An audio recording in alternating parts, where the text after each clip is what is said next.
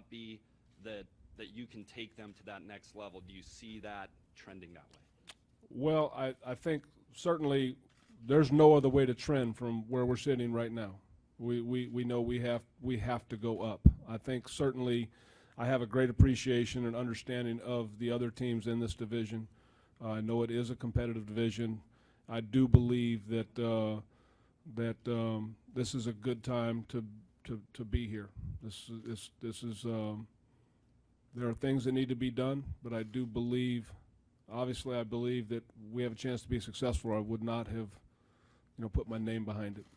And but like I said, it's about us. It's about what we can do, and we have a lot of work ahead of us. Jack, Jerry McDonald from the Oakland Tribune. Wondering what kind of reaction have you talked to Gary Clark or Jeff Rankett or Vicinius or your friends Andy Miller? I know he was thrilled when he found out you were coming back. Just sort of the local reaction of the community that you were involved with for so long. What's that been like? Overwhelming. Yeah, it's been great. And yes, they've all reached out. I haven't had the time or a chance to really sit in and kind of take it all in, because it's a whirlwind, and there are a lot of things that have to be done that are taking priority. But just a text, responding, saying thank you, appreciate that, and looking forward to being able to get together. Two questions, Reggie. Tim Cowicom, Mercury News. Mark made it pretty clear that Jack's both your guys. How important was that to you that Mark was involved in this process, that Mark is invested in this process? Maybe different than the last time around. Very important. I mean, we set out from the beginning. We're gonna cast this wide net to interview these guys and figure out how to get them all done. And Mark was very involved. It was important for both of us to do it united front here. And Mark, does Jack report to you or does he report to Reggie? He reports to both of us. We work together, and I report to them. Is that different than it was for the last coach? No, I don't think so. It's how the coaches had determined how they wanted to act. I believe Tony Sperano made a great effort to reach out to me on a consistent basis, and I was really happy about that. And let me say this, Tony Sperano did a phenomenal job here as the Raiders, and it's not a derogatory thing that he's not here, sitting here getting this job today. Yeah, I'm thankful for everything that he did for us. Scott Bair from Comcast Sportsnet. This question is for Jack. When you evaluate this roster, do you believe that this collection of talent is close to being able to turn things around and be competitive in this division? I believe that there are some good pieces in place, and there is some work to be done. And as I indicated earlier, I don't believe it's just about talent. I think you have to have talent. It's not just about scheme. You have to have scheme. I think it's a combination of things. So there's some work to be done on the roster, no question. We want to make it as competitive as possible. We will compete in free agency. We will compete in the draft. We will compete in assembling a football team and teaching and coaching, and then go compete on Sundays in the fall. But there are some good pieces in place to begin with. Marcus Thompson again, Barry News Group. Reggie, you have quite a bounty again to spend this offseason. I wanted to know your assessment of how you did with last season's offseason bounty, and Jack, what would be your role as you go into spending this money that you have available? Well, for one, free agency is that's not the first way I want to build a team. It's through the draft. It's always been my philosophy. But when you have to piece some things together, especially if you don't get the number one type guys, you try to make it work. And I think we had some guys that were productive for us, and we had some that were not. So you're gonna hit them. As many of the guys that we had to sign, you're gonna hit and miss on a couple, but we felt good about a lot of the guys that we signed and the production that they gave us. And moving forward, some of these guys will continue to do that. Yeah, it's, we'll evaluate, share information, evaluate, and help make good decisions on how we put it all together. So it's, you know, you do what you can this time of year to first evaluate your own roster. You know, then you complete the staff. You know, then you get your calendar in place, and you just start working at the process. You know, that's what we're going to need to do. Be very thorough, know our own guys best. You know, before we start the process, know our own, have a real thorough evaluation on our own roster, and start there, and then get to know the rest of those that may become available. And you know, obviously, you lose some of those guys, get signed back by their team. So it's a fluid process. It's one that there's a lot of work involved in, and a lot of sharing of information. And we'll work through that with our staffs. Jack, Rick Tittle again. Rick. Last few years, the defense here has been hemorrhaging points, and you come with a resume of top 10 defenses throughout. During game day, are you the type of head coach that's going to call defense, or is your DC going to have full control of that? Yeah, it just depends on the situation. You know, who we acquire as the defensive coordinator, how I assess his play calling abilities and readiness and those types of things. And if it were a veteran guy hired that I had complete trust in to call game day, then I'd let that go. If it's a younger guy that is being groomed and maybe a first time, I might help him along that process. But that's something that, you know, you work through with your staff to make sure that at the end of the day, we're going to play good defense here. We're going to have a good offense. We're going to be a good football team. But we'll put the staff together, and however it works best, however we can maximize the abilities on the staff, that's how we'll go about it. Jack, Malika Fabino again. You're taking over a team that's pretty much maintained the same record for the past 3 years. How do you change the morale with a group of young guys and let them know that this year is different from previous years? I know Dennis Allen used to always say, we'll just get better. We have to work to get better. How do you make them believe this time it's different? Well, I think, you know, hopefully they can see the track record and the blueprint that we can accomplish special things if we're willing to work, if we're willing to sacrifice, we're willing to condition, if we're willing to embrace some of the basic fundamentals that we need to be good at and drill them over and over. We're going to make it competitive, and we're looking for that mentality within our group. And we want leaders to emerge in the locker room from the players themselves, where they're carrying the torch in the locker room and they're accountable and holding each other accountable. And when we do all those things, then we'll grow and we'll improve and we'll strengthen and we'll win. With your experience, obviously, in being in this position, do you feel that it's necessary to go back to the basics? It's always necessary to go back to the basics. It is one of my core beliefs is that you don't ever forget about the fundamentals. You need to work on the fundamentals, and that is not something that goes away when we are in shorts practices. You know, so much of our work in today's NFL is in shorts. We've got to be able to tackle and to do things like that in shorts. And guys will understand and learn how to work on blocking and tackling and some of the basic fundamentals that we have to be good at. We'll be able to execute those techniques in shorts. This is for Reggie. Reggie, the first 3 years you've been here, been a huge roster turnover. Will that be the case again this year? Is that needed again this offseason? Not as much.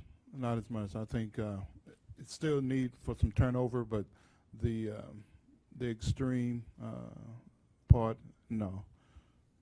The key, you know, with some of the things, when you're talking about a quarterback situation, we feel like we got something to build around, and just some key players at other positions. You know, we think we got at least one guy that can get after the quarterback that other teams have to fear. So, you know, some of the pieces are starting to fall in place, but yes, we got to continue to build, but it's not going to be a complete makeover. Jack, over here, Bruce McGowan, KGO Radio. Just first of all, welcome to the Bay Area, back Thank to you, the Bay Bruce. Area. Thank you. And just curious, Annie, Kellyanne, and both Jerry McDonald talked a little bit about history. And I just wondered if you could tell a story or two about your experience going to the Oakland Coliseum, because a lot of us locals used to go to games and were lucky enough to cover those great teams in the 70s. And what was it like for a Trying to hold back. I don't want to get emotional up here, man. as a high school Taking kid, me though? I back. mean, Phil Villapiano or Yeah. Ted Hendricks or these guys who. Well, there are a lot of great moments. I mean, one that I talked about earlier was, and I may have gotten the score wrong. I'm not sure. I didn't research it. But I remember there being a game where we needed a touchdown. George Blanda, who was largely retired as a quarterback and mostly a place kicker at the time, comes off the bench, puts his helmet on, leads the team down the field for a touchdown to win. And I just remember how fired up we were leaving the stadium. That was just one of those moments.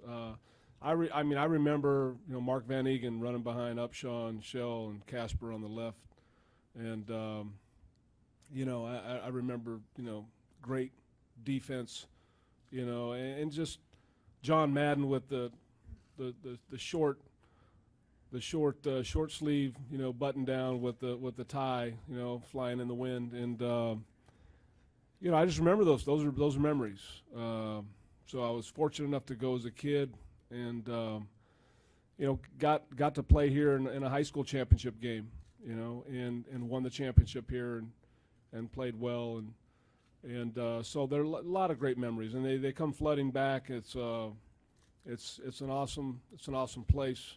It's a treat to be back. It's an honor to be back.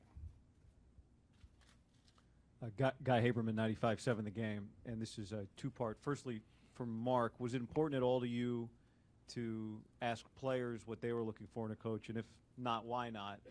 And separately from that, Jack, what did John Madden ask of you during the interview process? It was definitely important for me to talk to some of the players just to get some of their input on where they thought the organization was, where the team was, and what the team was needing. I definitely used their input in my thought process. Go ahead, and then on John Madden. He was a part of it. It was an honor to have John Madden be a part of that process. You're talking about a tremendous coach, a tremendous human being who is heavily interested in the Raiders being great. I think, Mark obviously talked to John about him being a part of that process, and it was a treat, because you're talking about one of the all-time great Raiders, and a guy who saw and led some of the all-time great teams, and for him to be a part of that process and share insights and tell stories, and it was an honor. It was awesome. Jerry McDonald from the Oakland Tribune again. The last 3 years, besides all the losses, there's been a lot of real one-sided losses where the Raiders have tended to let games get away, like 24 times of 10 or more points. Is that the kind of mental toughness thing that, is that part of being mentally tough, keeping games close and competing? Well, I think it can show up in certainly if that's occurring, that can be a part of it. I don't really know that it benefits anybody to get into specifics about some of the things that weren't, that didn't go well. I think the biggest thing is that we have a really solid vision on where we want to go and the things that we need to do. And I think we're going to spend our energy really on focusing on the things that we can do, to be as good as possible. And, there is, if you just look at our game last year, we were close to I think the end of the first half, and it was, I want to say 10-6, and Oakland was ahead and had the ball, and to see how that game got away, there's some lessons to be learned there. There's some things that can be learned there, and hopefully we can teach and instill confidence in our guys that to understand how when you win some of these situations, you can be in a ball game, you can have a chance to win some of those, and then you gain confidence as you go from doing that. Jack, Ron Salsic from the Alameda Sun. Welcome home. Hey, Ron, thank you. When you were with Denver, I understand that you played the Raiders twice in the last couple of years. When you were preparing defenses for those teams, is there anything that you saw there that might have brought you here today? Well, there were definitely things that I saw, definitely experiences that that I had and that we had in those games. I would say that, you know, the knowledge of the division is a positive. As far as specifics that I saw in those games that brought me here, I don't know if that really fits. I'm trying to make it work, but you know, the bottom line is this is a great opportunity to join a great organization in a division that I do know, and I'm looking forward to getting started. Felicia Purcell for Sports in the Bay. Welcome home. Congratulations. Thank you. Have you had a chance to follow any of the Oakland teams at all? And I'm following the Warriors right now. exactly. Yes. Yeah. And can you describe the feeling that you had, or do you recall the first Raiders Super Bowl win? Yes, on all of that, and the Golden State Warriors winning in '76, 75. Okay, darn it. I've been saying that my whole life, the wrong year. I've been saying it with pride too. Nobody's ever corrected me. Yes, no question that I'm not going to try another year because I'm not going to get it wrong. But I have. Oh, that's where I got the '76. Yeah, I was thinking Raiders. Okay, but the bottom line is it was a time as a young man to grow up where, you know, during those mid-'70s, there were tremendous sports teams in this city, led by the Raiders. But you had the A's playing well, the Warriors playing well, and the Raiders obviously playing very well. And really, you know, the Warriors are playing pretty good right now, and here come the Raiders.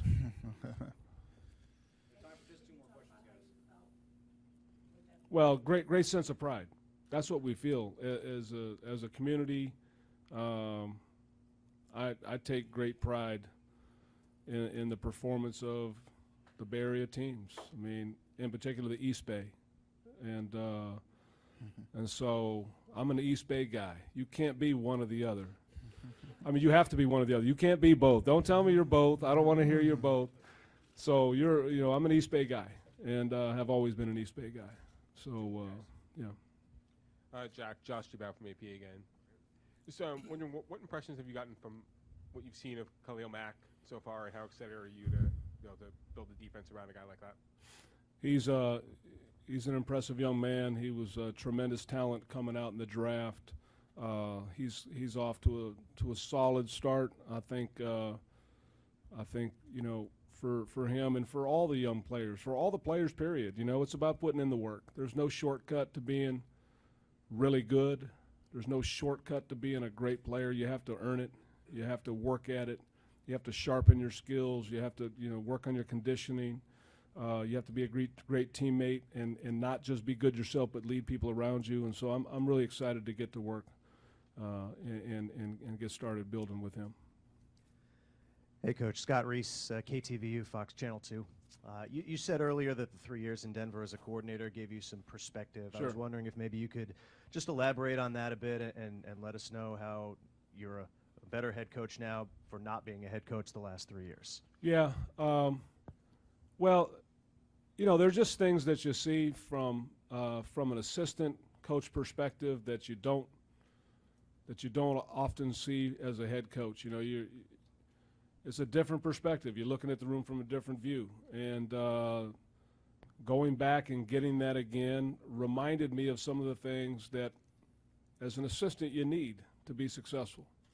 And some of the do's and don'ts. You know, you don't always learn because it's great and you got it all figured out. A lot of times you learn because there's a mistake being made and you see how it was handled, and you make a note and say, okay, if this comes up, I'd like to handle it a little better. And so from some of those experiences, I think, and having that perspective really helped.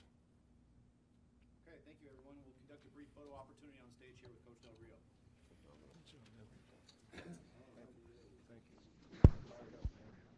I had to stay away from something. Gets me emotional. Hey, Tony. Tony, you get me emotional talking about this. Hey, Coach. Where do you want him? MD, you can't get too far. I know. You will go I know. All right. So I'm gonna have you guys step back. Take me about one step back. There you go. Right here. Mark, why don't you grab one piece? Reg, grab one piece. You guys are right a bit.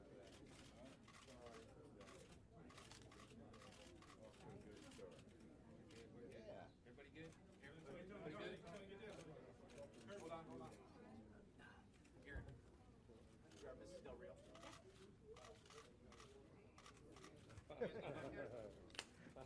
What's right here? Real quick. What's up, man?